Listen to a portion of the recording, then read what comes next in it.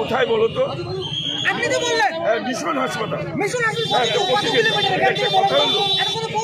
কথা হলো। আরে তুমি ধাক্কা দিও না রে। তোমরা সত্যিকারের আন্দোলন করো তাহলে তোমরা একটু চলো না আমার সঙ্গে। পেশেন্টের ওখানে দেখে নাও। আরে বাবা আপনাকে তো আটকাইলে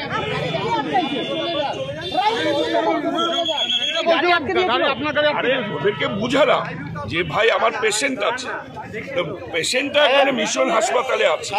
প্রথম বললো যান, তারপরে অন্যরা এসে বললো যাবেন। প্লিজ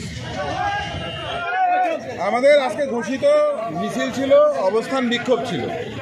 আমাদের মিছিলের শেষে কয়েকটা বিজেপি হোক সিপিএম হোক কে আছে জানি না, তারা ঢুকে অশান্তিগুলো করার চেষ্টা করছে। হঠাৎ করে বিজেপির এমএলএও এসে আসেন, বুঝলেন না কী কারণে আসলো।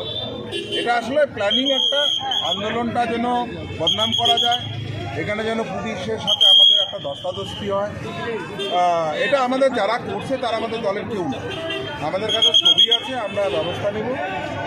আমরা ওদের বিরুদ্ধে একটা আইডেন্টিফাই করে, মূলত একটা শহরের বাদুর বাগানের কয়েকটা ড্রাইভার এরকম কাজ করতে পারে। ওদের অবজেকশন ছিল যে মোদির বিরুদ্ধে কেন স্লোগান হবে, কেন্দ্রীয় সরকারের বিরুদ্ধে হবে না কেন, মানে ড্রাইভার মোর্চা।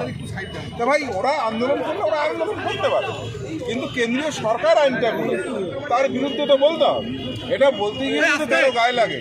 আমরা মিছিল আজকে ডেকেছি, অবস্থান চলছে, ডেপুটেশন হয়ে গেল, আন্দোলন সেখানে হচ্ছে। কতিপয় কয়েকজন ঢুকে এখানে অশান্তি করার চেষ্টা হয়েছে।